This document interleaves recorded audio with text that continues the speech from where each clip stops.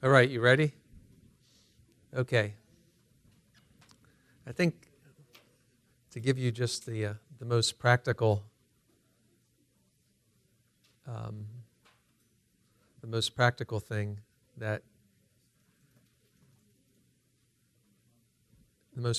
thing that we could talk about here in the Bible is just the way Daniel prayed.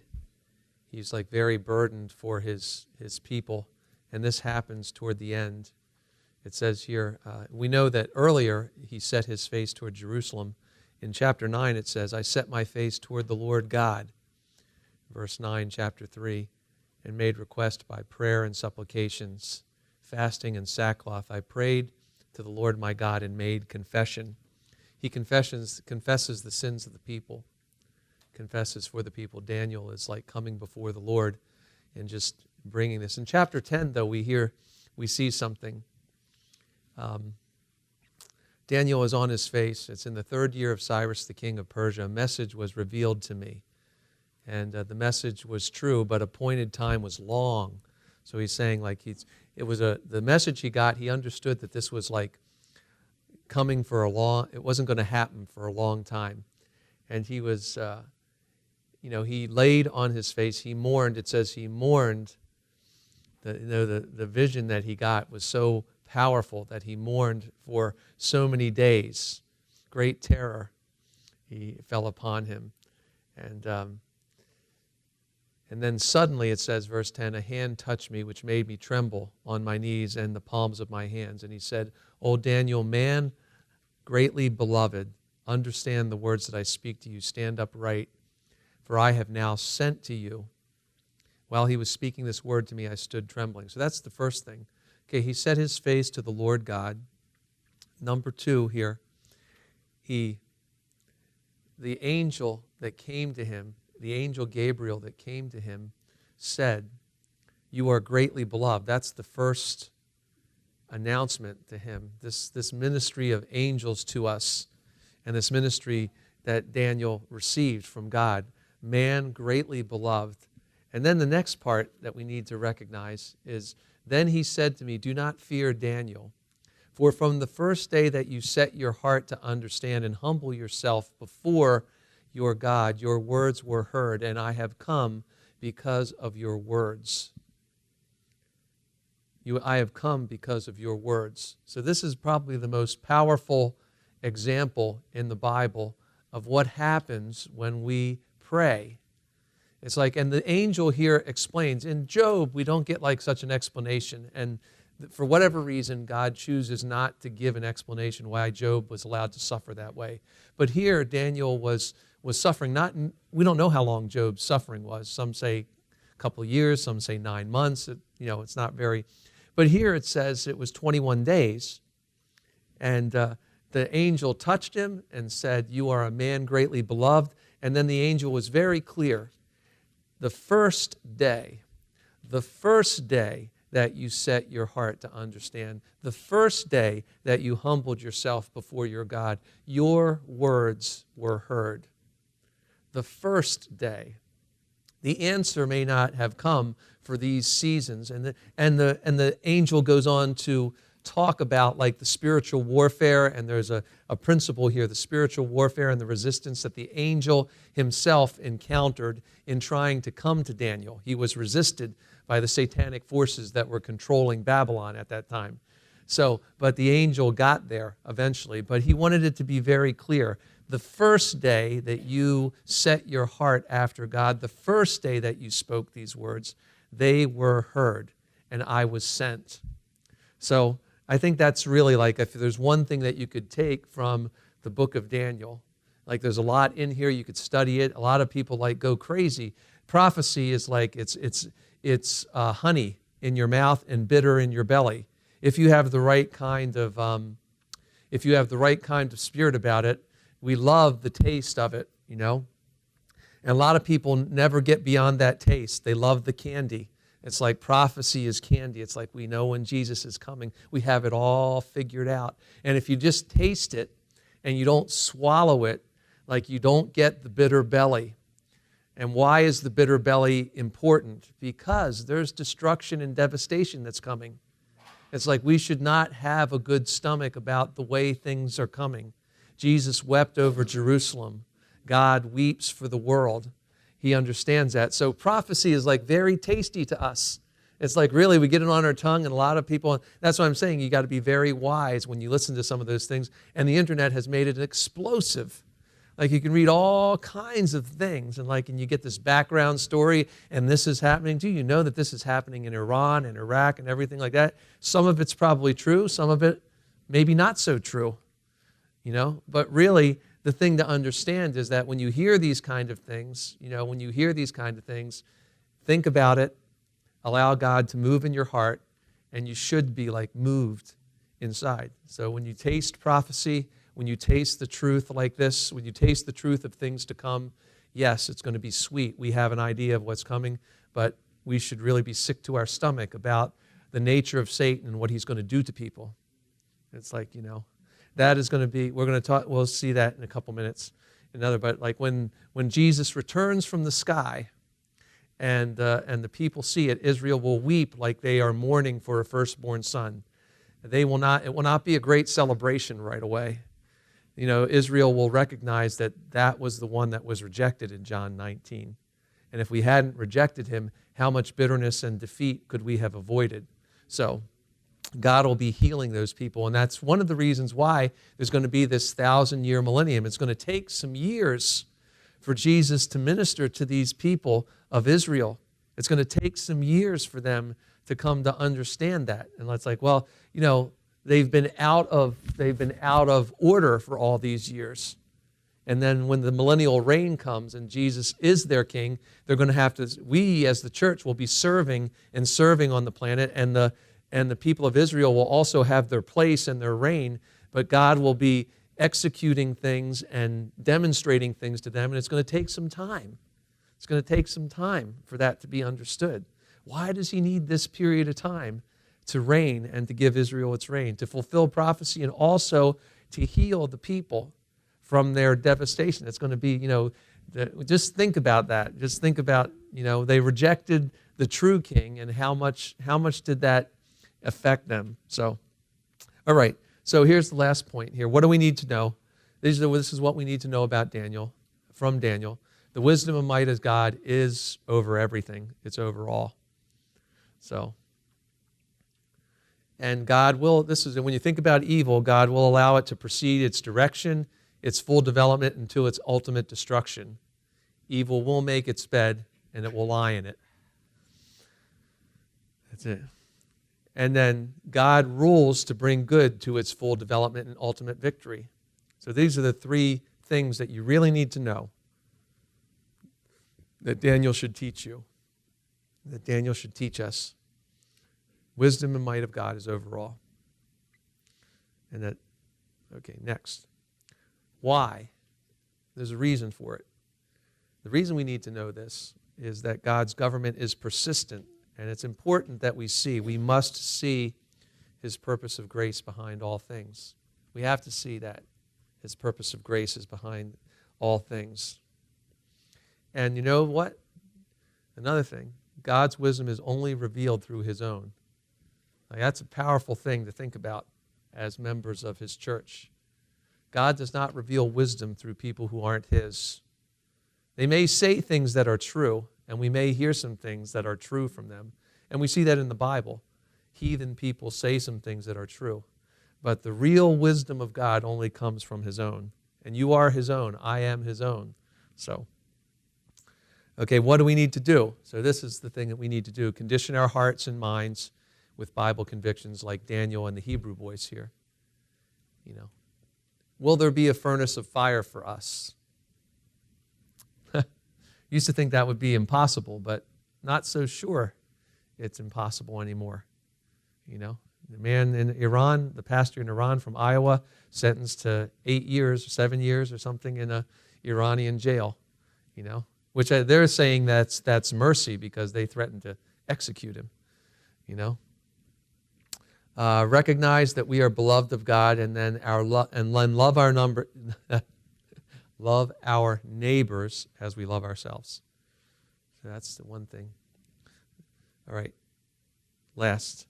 Why do we need to know this? God calls us to separation from the things contrary to his will. So there is a separation that we're called to. God inspires us to live in fellowship with him, even in the fires. And God is glorified in our personal adoration and worship of him and him alone. So there's a real great parable here in the life of Daniel for us to recognize, is that, conviction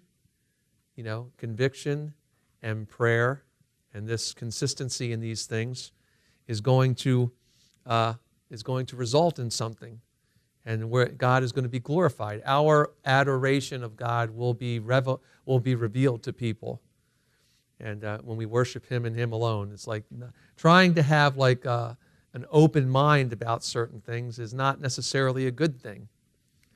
Having an open mind about that, it's very, you would think about that. The powerful things are concentrated. The most powerful things are concentrated, not scattered. So, okay? You all right? Okay, so we'll move on to the minor prophets now. So we have minor prophets, and they're Hosea to Malachi. There's 12 of these short prophecies. So minor is like the size of the books, but it's not related to their content.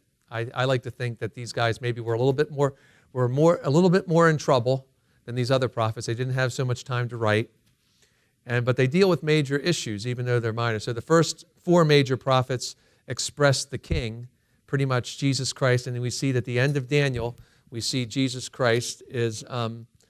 It says here, "You go your way to the end, for you shall rest, and you will arise with your inheritance at the end of days."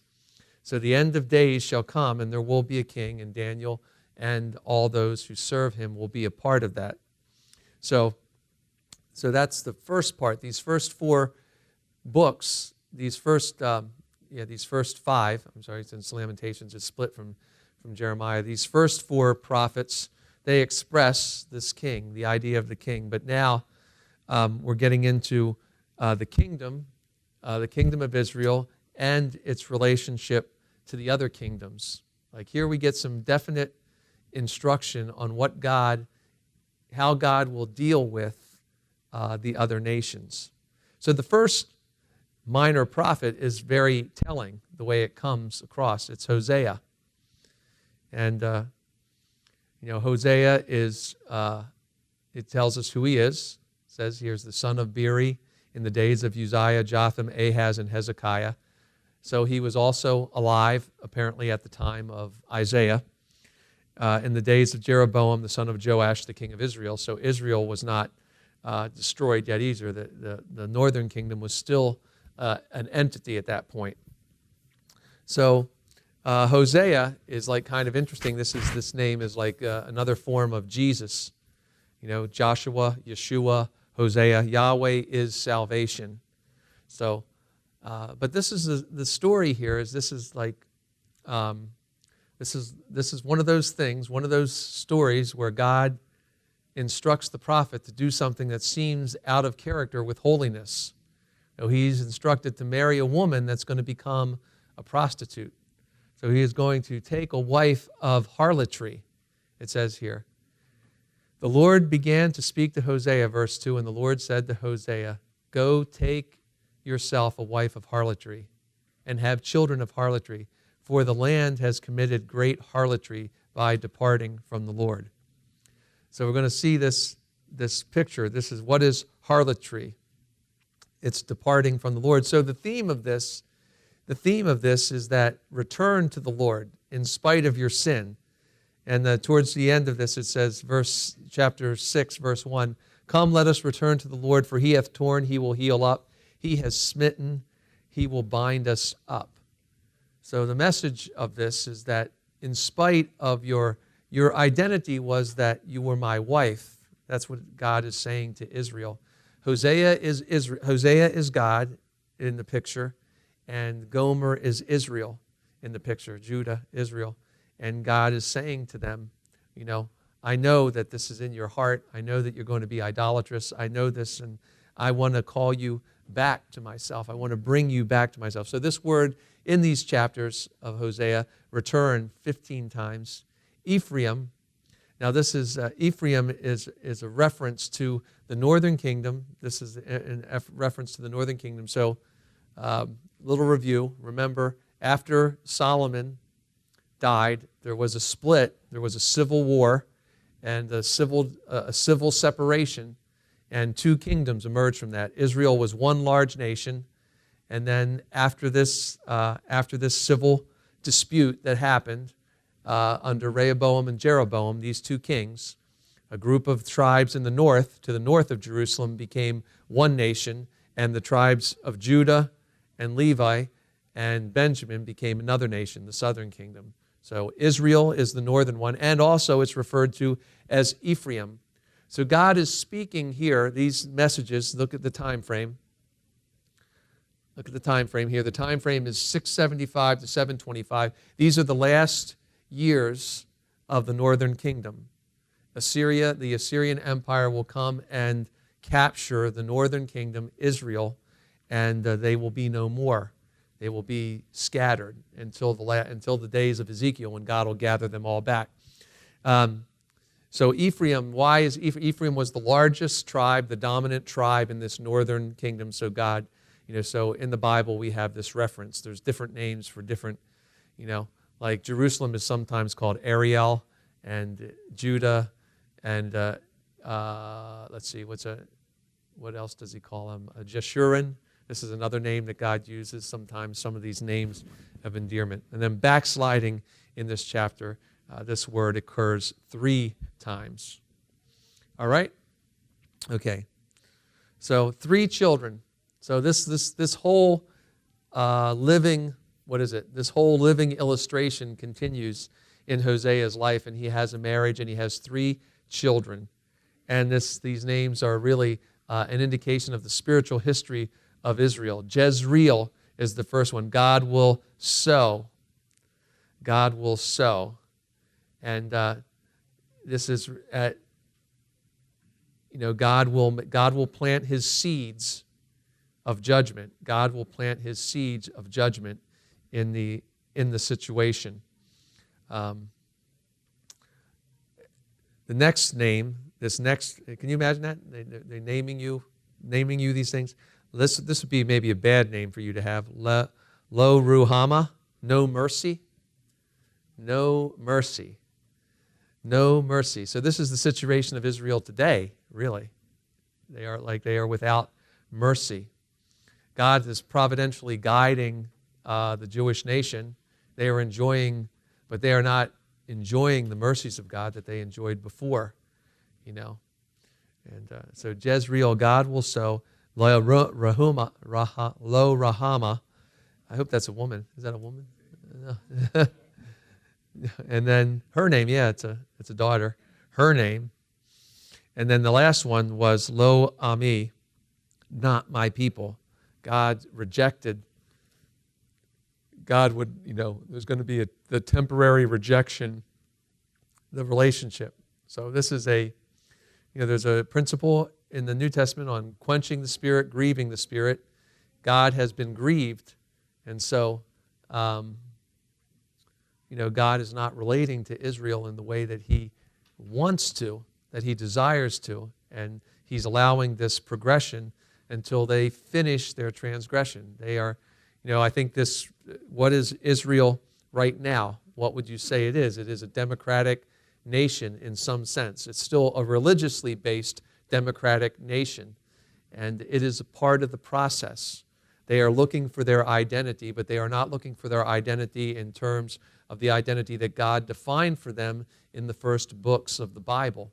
So Israel today is in this situation. They are under they have no mercy. We see that, and they really, you would think, where is their God sometimes, because of a lot of things that have happened in their, and then you understand that God is. We see that God does provide for them in certain ways.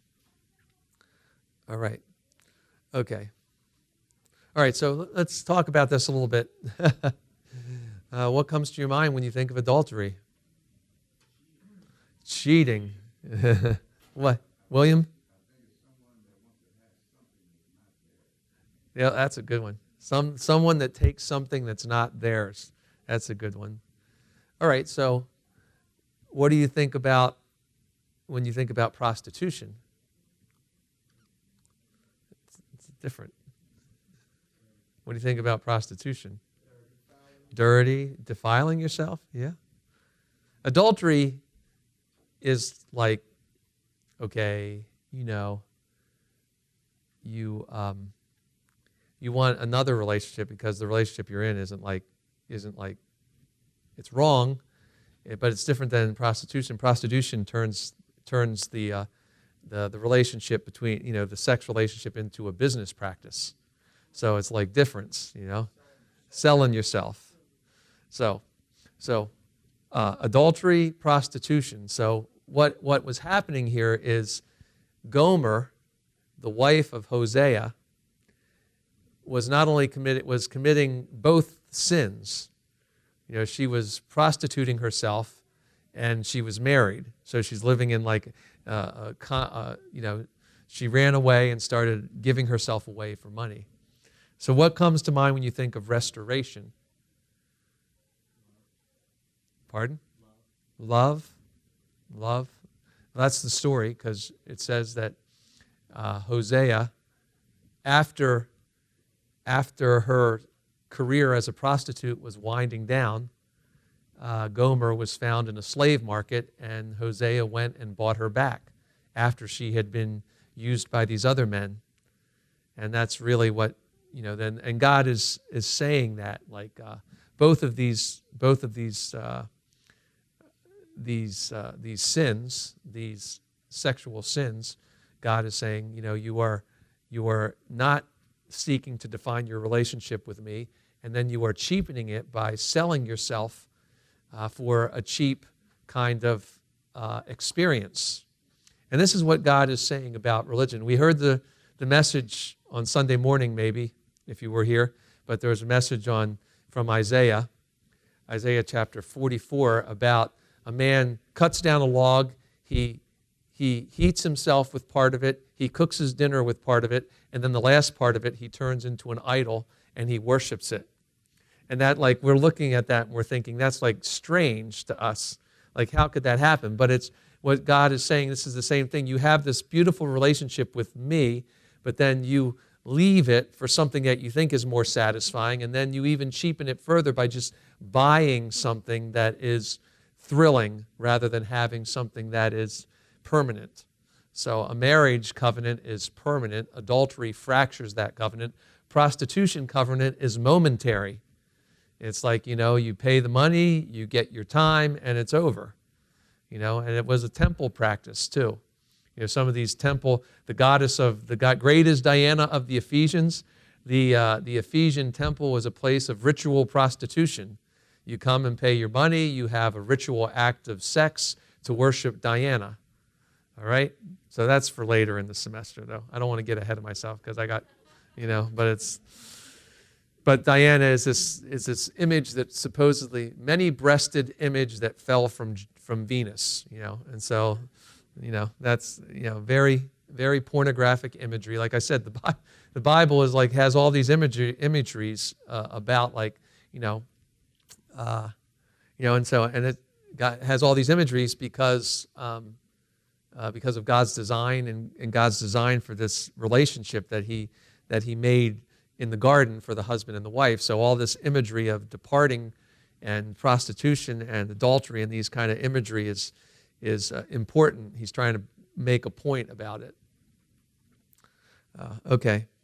All right, so the pictures of Israel here that we have here, it's a lot of words there. I'm sorry. But anyway, Israel plays the harlot. This is the way it happens. Israel is presently to be judged for her sins. And Israel could escape judgment, but the silly dove, instead of coming to God, it flies away to Egypt. Israel turns to golden calves and altars of sin. Israel is a backsliding heifer and turns to land productivity. It's like it's looking for a place of prosperity. and it will be driven from the land. And then Israel turns from God and must be judged. This is like the progress of their judgment. She could escape it, but she goes through this.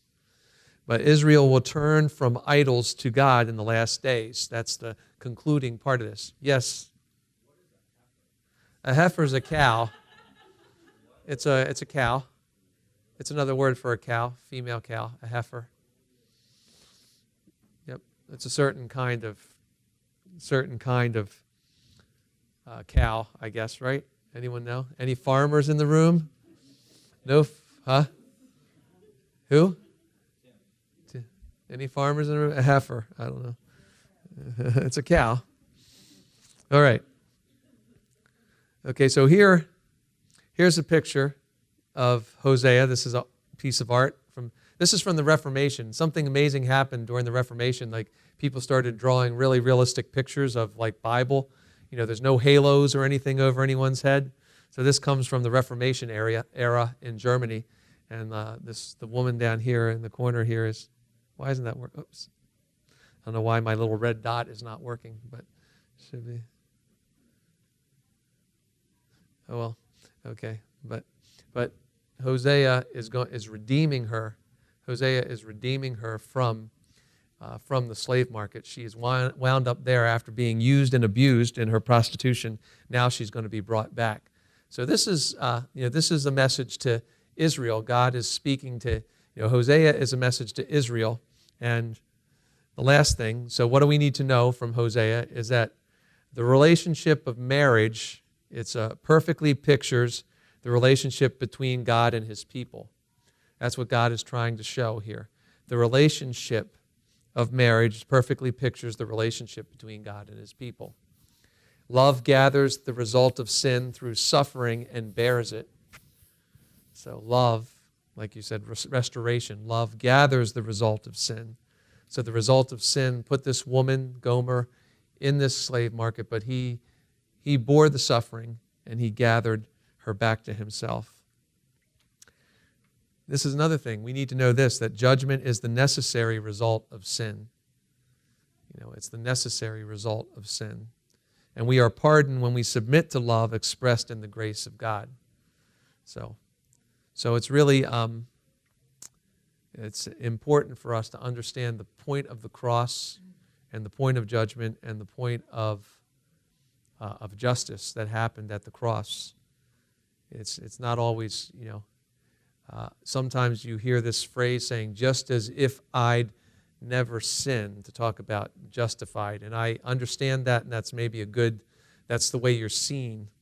But don't take that phrase and use it to cheapen the justice that happened. Yes, it's, the reason that you are justified, the reason that God sees you just as if you had never sinned is because your sin was judged on the cross, gathered on the cross. All right, next. Recognize the prostitution of worldliness. All right, what do you give yourself over to? What do we give ourselves over to? All right? Yeah, that's it. Yeah, it's just a... Sean knows. Sean knows. It's like that's the way. Yeah. Literally shiny and glittery. Yeah. Like whatever appeals to you is shiny and glittery. Yeah, it's true. Return to the Lord with our words. This is like the just as I am verse. Okay. If you want a Bible verse that says like, what does that song "Just as I Am" mean? This is it. It says here, take words with you and return to the Lord. Say to him, take away all iniquity, receive us graciously, for we will offer the sacrifices of our lips. Isn't that amazing? So God really isn't like looking for us to clean ourselves up. He's saying, bring yourself to me. Take words with you. What do you need to come to God? You just need a few words. Just bring those to God and you'll be okay. That's the message here. Why do we need to do this? Worldly witness is a silent witness, and it profanes the name of God. So if you have a worldly witness, I could be profaning the name of God with my with the way that I am living in a certain way. God heals backslidings and turns away his anger. This is a promise here. Verse 4 of chapter 14. I will heal their backsliding. I will love them freely.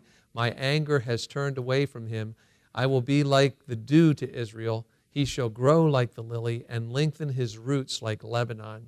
That's great promise of God. That's a good thing. All right. So last verse in this thing, it says, who is wise? Verse 9 of chapter 14. Let him understand these things. Who is prudent? Let him know them. For the ways of the Lord are right, and the righteous walk in them, but transgressors stumble in them. Now, the next few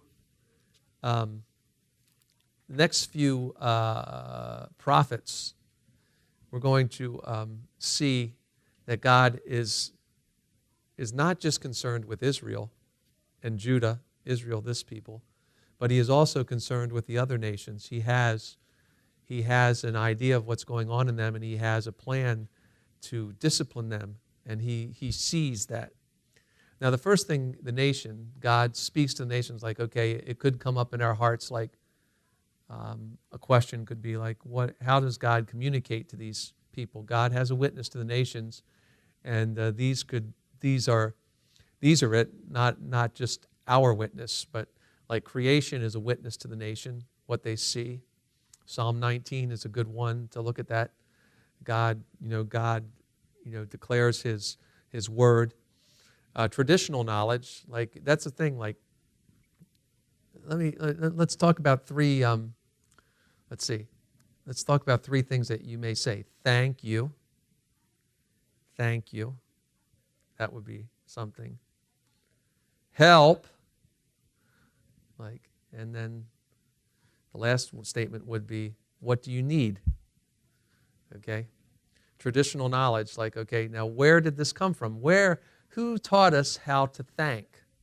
Where did gratitude come from? It's not, where did it come from? Who was the first one who got thanks? God, obviously, but like in the world, like we get something from a waitress and we say thank you. And it's like, why are we saying thank you? We're paying her. Like it says right here, coffee, $4.25. It's a caramel macchiato made with skim milk or whatever it is, with a little bit of salt. It's $4.25. And why do we say thank you? It's like there's traditional knowledge. Like, so like help. Like, why would we say help? Like, if really, this is something that you can use. You can confound some people who believe in like evolution and natural selection. Like, if natural selection is really true, why would you say help? Because if you really believe that, you should recognize that you're weak, and it's probably good that you're gone. So why would you ask for help? So in that mindset, why would you ask for help? Why would you thank anybody? Why would you ask for help? And on the other part of it, I will help you, or I will have compassion. Like, what do you need? Like if someone asks for help and you say, what do you need? Where does that come from? Traditional knowledge. Like these things don't exist. These things do not exist outside of the biblical frame of reference. Like they entered society through the biblical frame of reference. So, or, huh? I think we say thank you to someone because we recognize there's a certain humility in someone serving us. I understand that. I'm saying that, but where did it come from originally? Like I'm saying, like thank you, help, I will help you. Those are like three ideas that we see in human society, and like they can't define where they originated. Yes, Sean. I don't want to get off track here, but they kind of sound like almost like somewhat of an apologetics issue kind of thing, isn't it? Like you're kind of saying like where does the nature to or the desire to help or goodness of someone saying, hey, let me help you. Yes. Like we were never really taught that. That's just something that's in us. Yeah. So that could be kind of like well, that's the thing. It's like that's what I'm saying is like right. These are origins of these things, like traditional knowledge. Like, okay, you could ask somebody like, where did that originate? Where did gratitude originate? Where did compassion originate? Where did despair originate? Like, why would you cry for help? If this whole planet is an accident and the process of human life is just a process of evolution and natural selection, then why would you thank anybody? I got everything because I'm more powerful, and why would I ask for help? No one's going to help me because natural selection says if I need help, I don't deserve to live. And if someone is really practicing natural selection and survival of the fittest, why would I help anybody? You're just slowing me down. So that's things, the witness to the world, oracles given to Israel, that's a big part. The voice of circumstances, like the circumstances. The incarnation of Christ also speaks to the nation in the New Testament. The New Testament traveled very fast, very furiously throughout all of the Roman Empire. 22,000 copies of the New Testament, pieces or full copies of the New Testament survive from the first century. So we know that the New Testament traveled very fast around the Roman Empire. All right, so the sins of the nation. Here that we can divine these in a couple of ways. Political sins, breaking treaties, that's something that happens. Unprovoked quarrels, this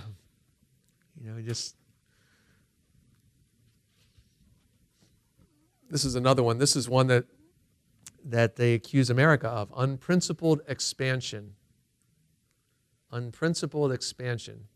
In the middle 1800s, America had this policy of manifest destiny, that its destiny was to control the territory from the Atlantic Ocean to the Pacific Ocean. So, how did they arrive at that control? There was wars, there were movements of the peoples that were living there. The Native Americans, those things happened, and there is some things in the American history record that aren't nice. They aren't pleasant to look at. So, but unprincipled expansion, this is an accusation. But, taking territory that maybe you have no right to. Merciless atrocity and warfare. So this is this is obvious. National self-confidence, too much pride. And then this one, the highest political sin is antagonism to Israel. So I like to say, when you hear the guy in Iran talk about Israel being destroyed, you should just laugh at him. You should just, it's sad, but it's like you really think that Israel is going to be gone. It's not true. The Bible tells us it's not true. Your own king said it wouldn't be true. Cyrus, the king of Persia, another king, Artaxerxes, they're quoted in Ezra as talking about the survival of Jerusalem and the God of heaven. And so antagonism to Israel is a great sin. And so we see this political entity there, and we see in the book of Revelation that it's going to still be there. So Israel will take care of itself, and God will help it take care of itself because it's the part of the progression. It will be there until God determines to surround it with enemies. So, all right, the next one, religious sin. Religious sins of the nation. They refuse the gospel message, or this is even worse, they corrupt the truth, take a little piece of it and corrupt it. There's a false teaching, and then there's an opposition to evangelism. That's a big thing. If someone, God is going to judge nations. Idolatry and sorcery, and then the worship of nations. We heard that Benin, we had a Benin demonstration at our church service last night, and it's the home of voodoo. It's like the birthplace of voodoo, and they have a national holiday for voodoo. Isn't that voodoo the one where they stick pins in the doll to try and? I know that's simplistic, but is that still? Anyone know if that's still kind of true? All I remember is Gilligan's Island, and the guy native had a little thing, and Gilligan's tennis shoes were on fire or something like that. You guys don't even know what Gilligan's Island. Sorry if you're under 40, you don't know unless you watch TV Land. Do they still show that on TV Land or something? I don't know. Okay, I'm sorry. Those watching Gilligan's Island in another country. I have no idea what I'm talking about. It's all right. It's anyway. Worship of nature. This kind of what is it? The jolly raging storm gods. Those are kind of thing. It's really it's all about it's all about, yeah, that's a good one too. It is. It's a truth. I mean, there's two things about that, though. I mean, tree huggers, but there's a godly commandment about good stewardship and care for the earth. And one of the reasons for Israel's removal from the land was the fact that they didn't let the land rest. They overused the land. So, all right. And then there's moral. There's this moral idea. All right. And these, let's think about this. Unthankfulness, like maybe you've noticed this. Unthankfulness, laziness, vanity of women seems to be a common thread. Like the more vain, the idea of the vanity, the more emphasis on jewelry and fashion that there is in a society, it's probably a good indication that that society is on its way to trouble. Avarice and greed, corrupt business practices, and immorality. So this means, man, when we look at this list, we're just thinking like America's in trouble. A lot of nations are in trouble. It's like, yes, sir. You say corrupt business practices, right? Yes. So in the Bible it says we should render unto Caesar's what is Caesar's. Yes. And a lot of times what people usually, say that verse means is like, when it comes to paying taxes, like, make sure we pay our taxes. But like in today's society, like they're taking our tax money and they're aborting babies with it and they're giving it to lazy people, giving people food stamps and different stuff like that. So do you think that we should pay taxes, or do you think that? What do you think? I think you should participate in the political process. You pray for your leaders, and you really need to, you need to follow the letter of the law. I think Jesus is asking Peter about the coin that he got out of the fish. Really, Peter and Jesus should not have had to pay that poll tax.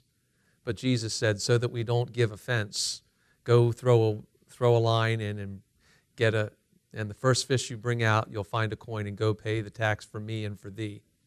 So what Jesus was saying is that, with that kind of thing, like corrupt government practices will eventually lead to a corrupt government, and the government will fall apart. I'm just saying, corrupt business practices is cheating, lying, and cheating in business practices. But if you're saying like, should we pay taxes? I'm not one that's going to say no, you shouldn't pay taxes. It's just part of life. It's part of our life. We have the president and the legislatures that we have because of the choices made by the majority of the country. So, the church has a certain power to testify to who Jesus is, and that's where we can do our exercise our authority. So we don't really have much authority other than in our churches. So just a thing that you should note, if you look at the churches, just think about that. Even at Johns Hopkins Hospital, there is a statue of Jesus there. If you look at Mercy Hospital, that was established by the Catholic Church. One of the greatest hospitals in Boston, I think, is a Baptist hospital. There's a hospital in Houston that's really famous. That's the Methodist Hospital. So the reason we are in the situation that we're in my opinion, is because the churches have not practiced what God has told them to practice. There wouldn't be a health care issue if we were, still caring for the unhealthy as a church was, like establishing all these hospitals. There wouldn't be like the homeless and the poor issue if the churches were following God's command to do that. It's really the church's responsibility to deal with those issues. I mean, when the church surrenders those issues and we give them up, then we come under the government of the other that's doing that. So anyway, so what? That statue of Jesus, it says, "Come into thee, all that are heavily laden." Yep. And that statue's been there since I was 5 years old. Yeah, it's been there. I remember. It's been there for a long Before time. that. All right, one last, yes. Also, the issue was that you can't take that with you. What's that? You can't take none of that gold No, you can't. I mean, no. I think the only, if my people will humble themselves and turn from their wicked ways, then I will hear and heal their land. I think we really, as believers, we just have to take 2 Chronicles 7 and say, this is what we can do.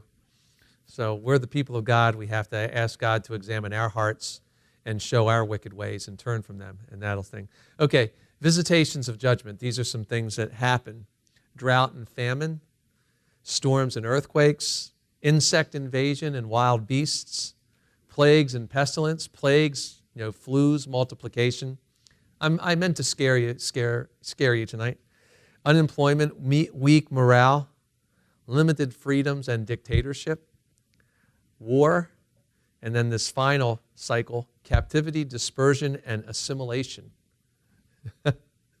So, no water, no food, storms and earthquakes, Sandy, bugs, wild beasts, flus, all those kind of things. Like, what's that? I just, I went to sleep yesterday afternoon. I went home yesterday. I went to sleep at 2 o'clock, and, I slept almost all the way until 10 o'clock this morning because something was in my system. And it's, I got, rest and lots of fluids. That's what I would say. And just wash your hands, will you? Yeah, it says wash our hands. Anyway, but all of these things, like I'm sorry.